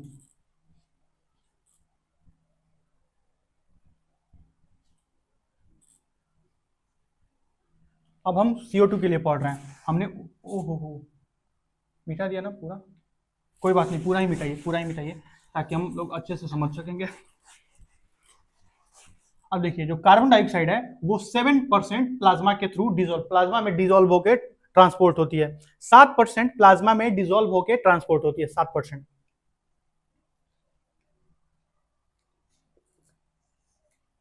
23% in the form of HbCO2। HbCO2 यानी कि ये कार्ब एमिनो हीमोग्लोबिन है, ग्लोबिन पार्ट से जुड़ी हुई है। और जो 70% है, 70% इन फॉर्म ऑफ H2CO3, इसको हम बोलते हैं कार्बोनिक एसिड, कार्बोनिक एसिड के रूप में ये ट्रैवल करती है। अब देखिए क्या होता है, जो कार्बन डाइऑक्साइड है वो 23% इस रूप में जाती है HbCO2 के रूप में, डायरेक्ट हीमोग्लोबिन से जुड़ जाएगी। हीमोग्लोबिन में किससे? ग्लोबिन पार्ट में एमिनो एसिड के किस पार्ट से? एमाइन ग्रुप से जुड़ेगी, जिसके कारण इसका नाम क्या होता है? Carb amino haemoglobin. उसके बाद ये डायरेक्ट पानी से रिएक्ट कर जाती है। मान लीजिए ये पानी है और पानी से डायरेक्ट रिएक्ट कर गई और ये क्या बना लेगी? Carbonic acid. जो ये है कार्बोनिक एसिड, यानी कि ये जो हम ब्लड में वाटर है, जो ब्लड में वाटर है, ब्लड के वाटर के साथ ये क्या करेगी? रिएक्शन करेगी और रिएक्शन करके ये कार्बोनिक एसिड बनाएगी और इस रूप में ट्रेवल करेगी। ठीक है, और उसके बाद 7% ये प्लाज्मा के थ्रू ट्रेवल करती है। 7% ये प्लाज्मा के थ्रू ट्रेवल करती है।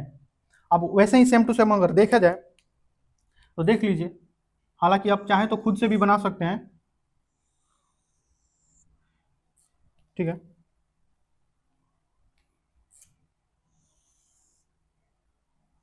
ये डीऑक्सीजनेटेड ब्लड है। अब हम कार्बन डाइऑक्साइड को दिखा रहे हैं, इसीलिए ऑक्सीजन का बात यहां पे नहीं करेंगे। हालांकि हो सब रहा है, लेकिन ऑक्सीजन की बात हम यहां इसलिए नहीं करेंगे क्योंकि ऑक्सीजन का बात हमने कर लिया है।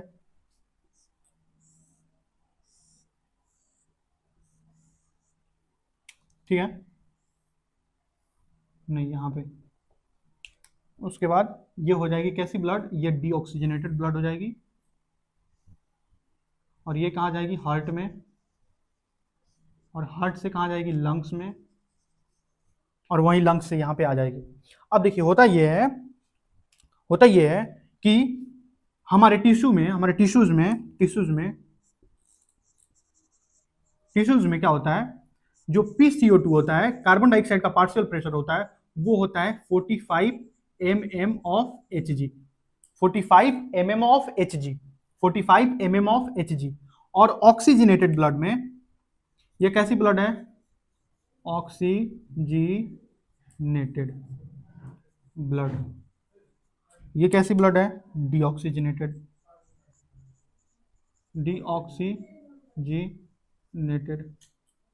ठीक है, तो ऑक्सीजनेटेड ब्लड, और ये है टिश्यू। ये क्या मैंने इशू लिख दिया? टिश्यू है ये।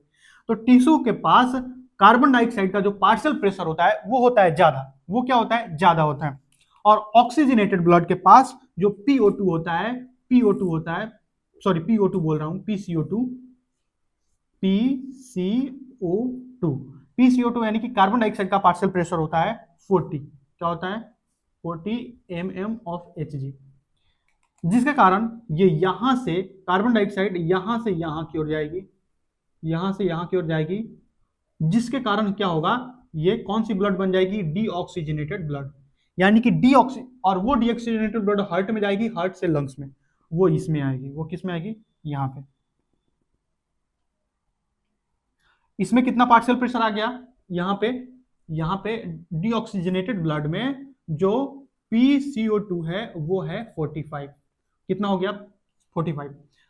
पार्शियल प्रेशर टिश्यू में ज्यादा था, जिसके कारण कार्बन डाइऑक्साइड डिफ्यूज कर गई लोअर पार्शियल प्रेशर की ओर, और लोअर पार्शियल प्रेशर की ओर डिफ्यूज करके ये इन्होंने डीऑक्सीजनेटेड ब्लड में, ये कहां चली गई? डीऑक्सीजनेटेड ब्लड में चली गई। डीऑक्सीजनेटेड ब्लड के पास जो पार्शियल प्रेशर होता है, कार्बन डाइऑक्साइड का पार्शियल प्रेशर होता है, वो होता है 45। और यही डीऑक्सीजनेटेड ब्लड हार्ट में जाएगी, हार्ट से लंग्स में जाएगी, और लंग्स में इधर आ रही है। यानी कि यहाँ पे PCO2 कितनी हो गई है? 45। और यहाँ पे PCO2 कितनी होती है? PCO2 एल्ब्यूलाई में, लंग्स में कितनी होती है? देख के बताइए तो कितनी होती है? शायद 40 होती है। कितनी होती है? 40। तो यहां से कार्बन डाइऑक्साइड यहां पे डिफ्यूज कर जाएगी अपने लोअर पार्शियल प्रेशर की ओर, डिफ्यूज कर जाएगी, और यहां से बाहर CO2 बाहर। ध्यान से देखिए, और ये क्या है? ये ऑक्सीजनेटेड ब्लड है। तो इस प्रकार से कार्बन डाइऑक्साइड का ट्रांसपोर्ट हो रहा है। ऑक्सीजन का ट्रांसपोर्ट भी हमने देख लिया, हमने कार्बन डाइऑक्साइड का भी ट्रांसपोर्ट देख लिया। इसको आप अच्छे से इसको नोट डाउन कीजिए। जो हमारा ऑक्सीजनेटेड ब्लड है, ऑक्सीजनेटेड ब्लड में कितना होता है? 40 mm of Hg partial pressure होता है। उसके बाद डीऑक्सीजनेटेड ब्लड में 45, टिश्यूज के पास भी 45, एंड किसके पास? एल्ब्यूलाई के पास 40।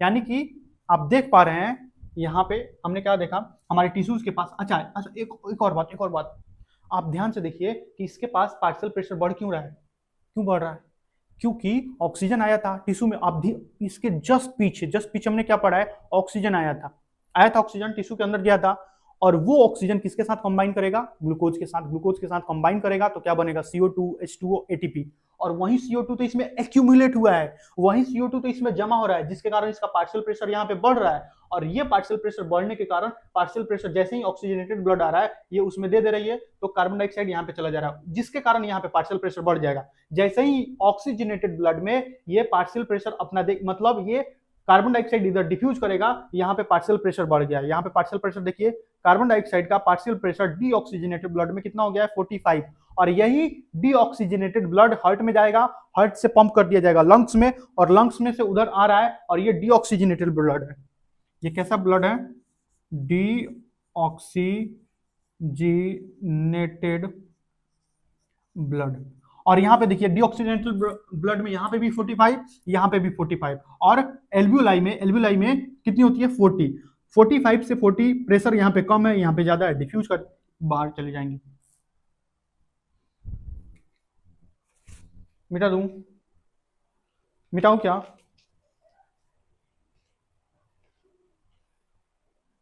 मिटा दूं,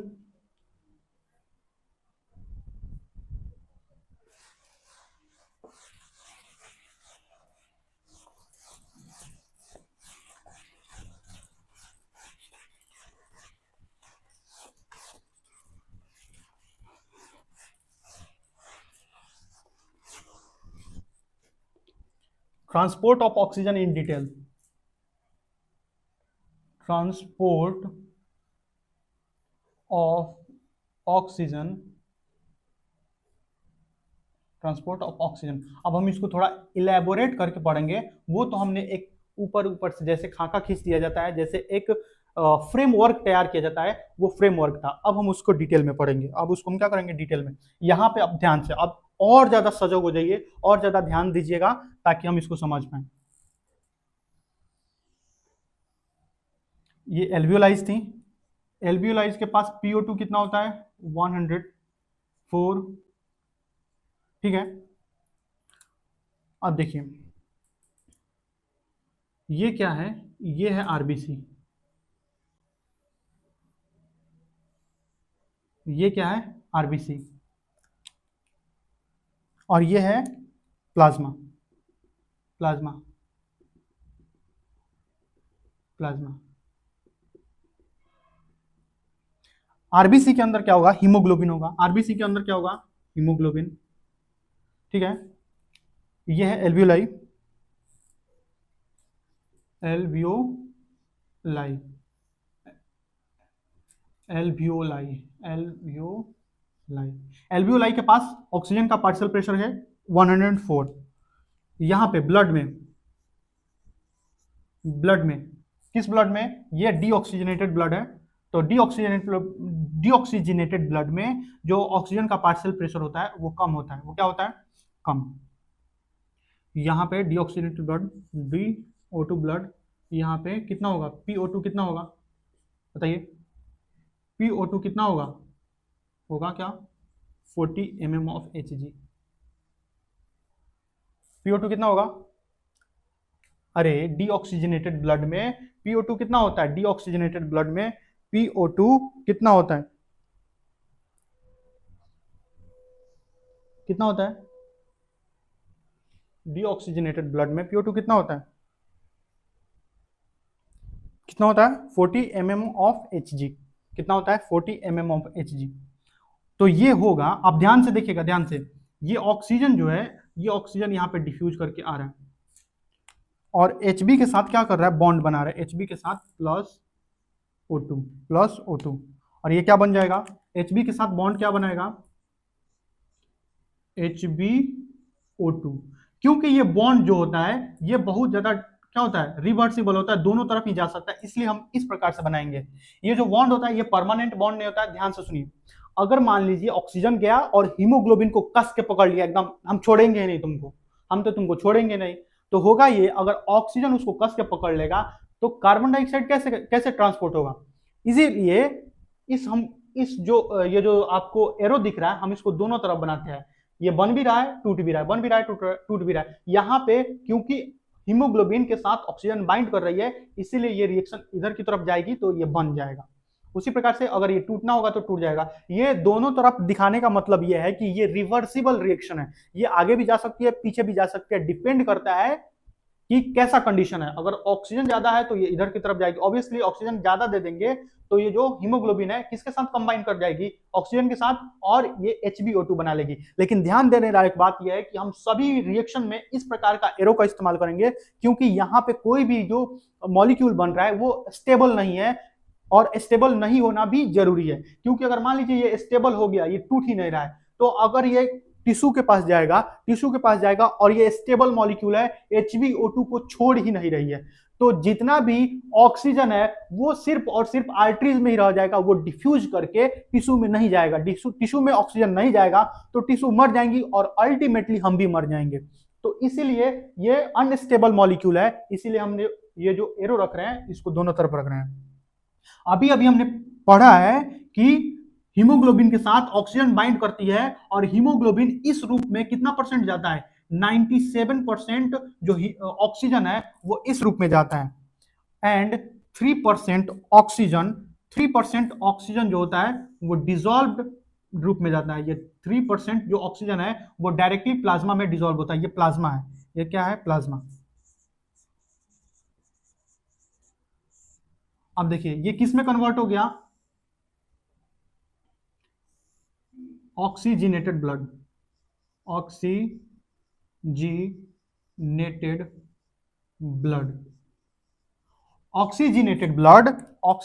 ब्लड में कन्वर्ट हो गया।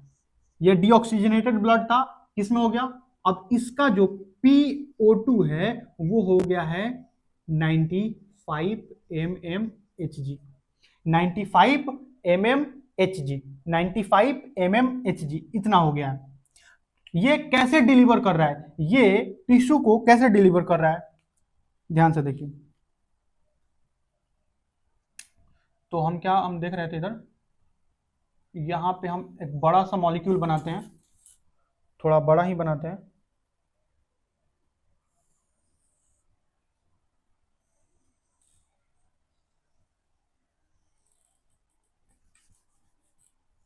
और ज्यादा बड़ा कैसे बना सकते हैं, यहां पे बनाते हैं।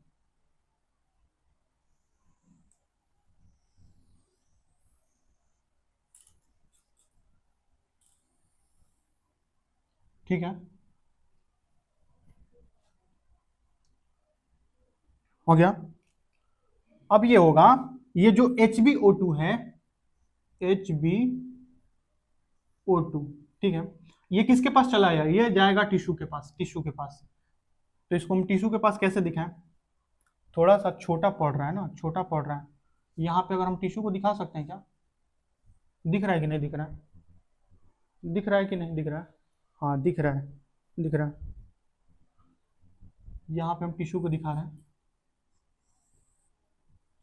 आप ये बताइए कि जो टिश्यू के पास PCO2 कितना होता है, अभी अभी हमने जाना है, PCO2 कितना होता है 45, PO2 कितना होता है 40, PO2 कितना होता है 40। ये जो ऑक्सीजनेटेड ब्लड है इसमें 95 जो ऑक्सीजन का पार्शियल प्रेशर है वो है 95, और यहां पे टिश्यू के पास क्या है, टिश्यू के पास क्या है, कम। ये जो कार्बन डाइऑक्साइड है, ये कार्बन डाइऑक्साइड यहां पे डिफ्यूज कर जाएगी, ये कार्बन डाइऑक्साइड यहां पे डिफ्यूज कर जाएगी, ये कार्बन डाइऑक्साइड यहां पे डिफ्यूज कर जाएगी, ये जो कार्बन डाइऑक्साइड है यहां पे डिफ्यूज कर जाएगी। एक और बात, हम यहाँ पे ऑक्सीजनेटेड ब्लड में, ये ऑक्सीजनेटेड ब्लड में हम PCO2 भी लिख सकते हैं। तो ऑक्सीजनेटेड ब्लड में PCO2 कितना होता है, ऑक्सीजनेटेड ब्लड में, यहाँ पे ऑक्सीजनेटेड ब्लड में कितना होता है 40, ठीक है। इस ब्लड में इसमें कार्बन डाइऑक्साइड का पार्शियल प्रेशर है 40, टिश्यू के पास है 45, डिफ्यूज कर रही है, देखिए डिफ्यूज कर रही है ना, तो यहां पे क्या आ गया CO2। ये क्या मिलकर बना देगी, ये मिलकर इसको डिस्प्लेस कर देगी, कार्बन डाइऑक्साइड इसको डिस्प्लेस कर देगी, क्योंकि हम जानते हैं कि कार्बन डाइऑक्साइड के पास क्या होता है, ज्यादा सॉल्युबिलिटी होती है। वैसे भी ये डिस्प्लेस कर देगी, क्योंकि यहाँ पे किसका पार्शियल प्रेशर ज्यादा हो गया है, यहाँ पे कार्बन डाइऑक्साइड का पार्शियल प्रेशर ज्यादा है, और इसीलिए ये जो हीमोग्लोबिन है अब इसका साथ छोड़ देगा। हीमोग्लोबिन बहुत ही ज्यादा क्या है, सेल्फिश है, वो उसको जिससे फायदा मिल रहा है वो उसी के साथ हो ले रहा है। यहाँ पे कार्बन डाइऑक्साइड का पार्शियल प्रेशर ज्यादा हो गया है, इसीलिए अब ये इसका साथ देगा, यानी कि अब ये इस प्रकार का मॉलिक्यूल बनाएगा, HbCO2 प्लस O2 को ये रिलीज करेगा, और ये O2 क्योंकि ये ऑक्सीजनेटेड ब्लड है, और ऑक्सीजनेटेड ब्लड में जो ऑक्सीजन का पार्शियल प्रेशर है वो होता है 95, और टिश्यू के पास क्योंकि ऑक्सीजन का पार्शियल प्रेशर है 40, ये इसमें डिफ्यूज कर जाएगी, डिफ्यूज कर गई। ठीक है, और एक बात, ये जो कार्बन डाइऑक्साइड है इस रूप में कितना ट्रांसपोर्ट किया जाता है, HbCO2 के रूप में प्लाज्मा में 7% होता है। ठीक है, HbCO2 के रूप में 23% ट्रांसपोर्ट किया जाता है, यानी कि 23% जितना भी कार्बन डाइऑक्साइड आ रहा है, मान लीजिए 100 मॉलिक्यूल आ रहा है, मान लीजिए 100 मॉलिक्यूल कार्बन डाइऑक्साइड का इधर डिफ्यूज कर रहा है, तो 23 मॉलिक्यूल इस रूप में आएंगे। उसके बाद ब्लड में वाटर भी तो होता है, H2O। ये जो कार्बन डाइऑक्साइड आ रहा है, ये कार्बन डाइऑक्साइड किसके साथ रिएक्ट कर लेगा, CO2 के साथ, और वाटर CO2 किसके साथ रिएक्ट करेगा, CO2 H2O के साथ रिएक्ट करेगा, और ये बना लेगा H2CO3 अनस्टेबल होता है, ये टूट जाएगा, H प्लस HCO3 माइनस, ये बाइकार्बोनेट जो है, ये बाइकार्बोनेट चला जाएगा प्लाज्मा में, ये आरबीसी से बाहर चला जाएगा प्लाज्मा में। ये जो आरबीसी है इसके भीतर ब्लड भी तो होंगी, अरे आरबीसी क्या है, एक सेल है, सेल के भीतर साइटोप्लाज्म होगी, साइटोप्लाज्म में पानी तो होता ही है भाई। तो ये जो कार्बन डाइऑक्साइड आ रहा है, वो कार्बन डाइऑक्साइड यहाँ पे भी आएगा, और ये कार्बन डाइऑक्साइड कुछ पानी के साथ भी रिएक्ट करेगा, और ये इस प्रकार से हो जाएगा। और ये वाटर और कार्बन डाइऑक्साइड मिलकर H2CO3 बनाएंगे, और H2CO3 फिर टूट जाएगा H प्लस, और किसमें टूट जाएगा, HCO3 किसमें चला जाएगा, बाहर चला जाएगा, यानी कि प्लाज्मा में चला गया। ये क्या है, बाहर प्लाज्मा है, बाहर क्या है, प्लाज्मा, बाहर प्लाज्मा बना लीजिए, बाहर प्लाज्मा है, क्या है, प्लाज्मा। तो H2CO3 बाहर चलेगी, सॉरी H2CO3 नहीं, HCO3 माइनस बाहर चले गए, और इस रूप में कार्बन डाइऑक्साइड कितना परसेंट ट्रेवल करता है, यानी कि इस रूप में ट्रेवल करता है ये 70% इस रूप में। अब देखिए, क्योंकि एक माइनस का मॉलिक्यूल बाहर गया है, देखिए एक निगेटिव मॉलिक्यूल बाहर गया है, तो एक निगेटिव मॉलिक्यूल का अंदर आना जरूरी है, क्योंकि आयन का बैलेंस करना है हमको सेल के भीतर किसी भी प्रकार का चार्ज डेवलप नहीं करवाना है। तो एक मॉलिक्यूल जिसके पास एक निगेटिव चार्ज है वो बाहर चला गया है, तो हमको एक निगेटिव मॉलिक्यूल अंदर भी बुलाना पड़ेगा। तो यहां पे होता है क्लोराइड शिफ्ट, यहां पे क्लोरीन बाहर से अंदर आ जाता है, जो क्लोरीन प्लाज्मा में है वो यहां पे अंदर आ जाता है। क्लोरीन का कोई काम नहीं है, क्लोरीन बस क्या कर रहा है, ये जो निगेटिव चार्ज लेके जा रहा है उतना ही क्लोरीन निगेटिव चार्ज लेके अंदर आ जाएगा, जिससे क्या होगा, जिससे आयन का जो बैलेंस है वो मेंटेन रहेगा, वो मेंटेन रहेगा। अब देखिए, अब क्या होगा, प्लाज्मा के इसके 23%, ऐसा 70%, और जो कार्बन डाइऑक्साइड है वो 7%, अभी हमने पढ़ा है, वो 7% किस रूप में ट्रेवल करेगी, वो 7% ट्रेवल करेगी, 7% ट्रेवल करेगी किस रूप में, डायरेक्टली प्लाज्मा में, डायरेक्टली किसमें ट्रेवल करेगी, प्लाज्मा में। ध्यान से इसको समझने का कोशिश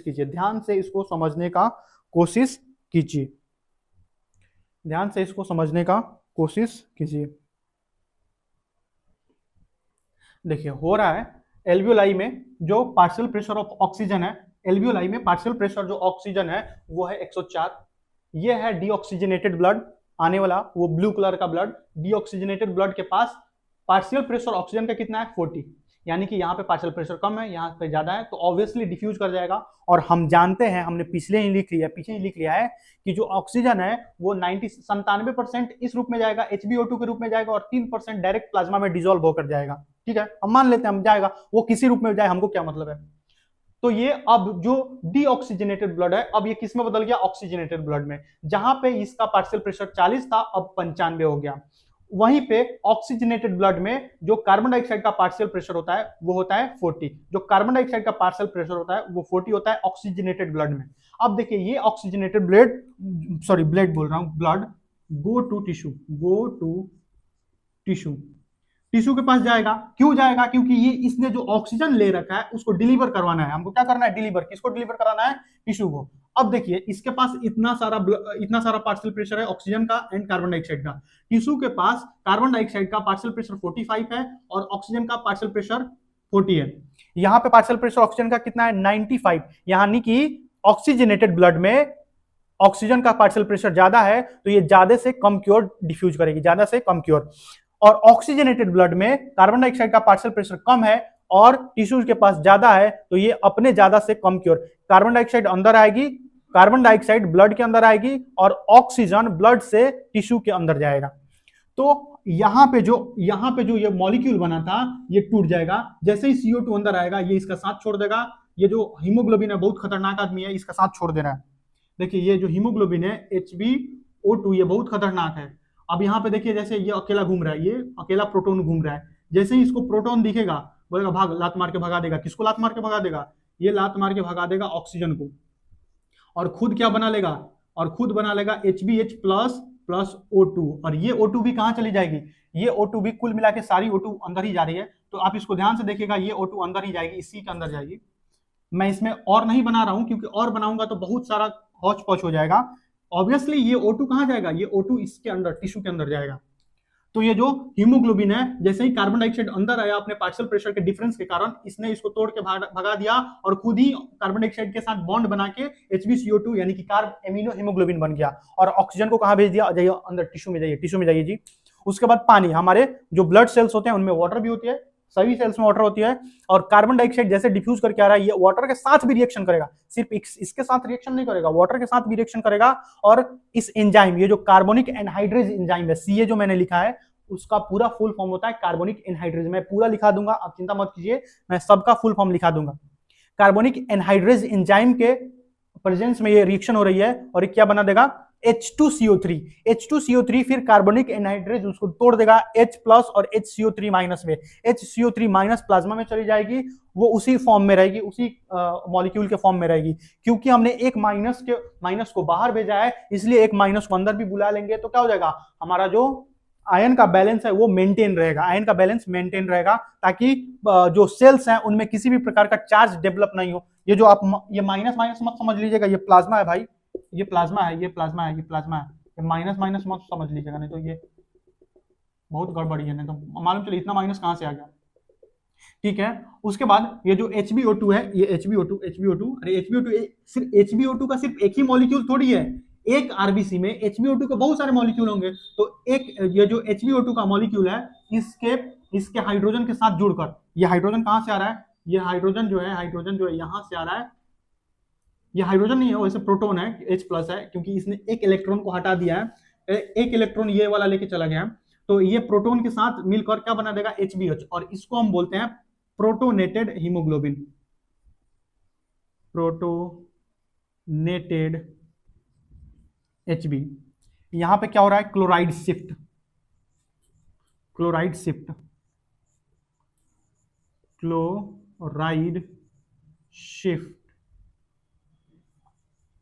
एट टिश्यू। क्लोराइड शिफ्ट कहां होता है, टिश्यू के पास होता है। टू मेंटेन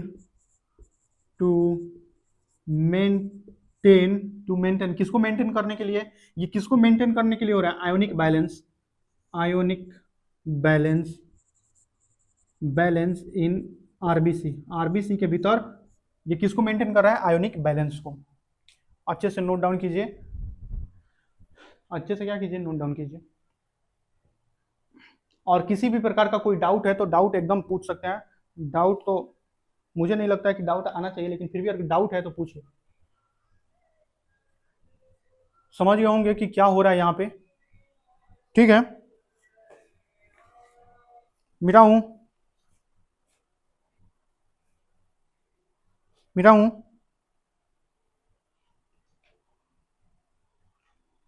मिटाऊं क्या? चलिए मिटाता हूँ।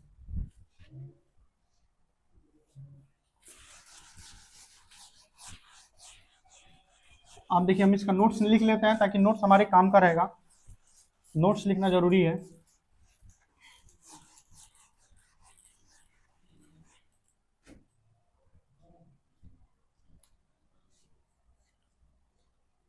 Eight alveoli oxygen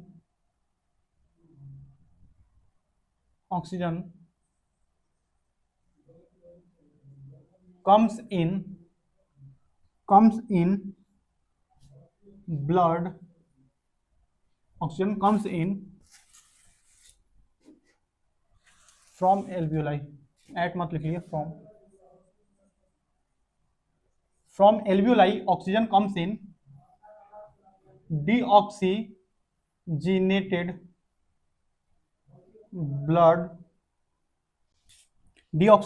blood and combines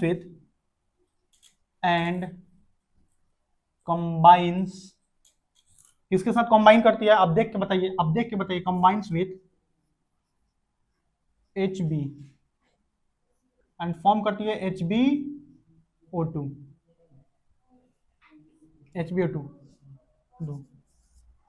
now. और HbO2 जो होता है, ये क्या होता है? Oxygenated blood.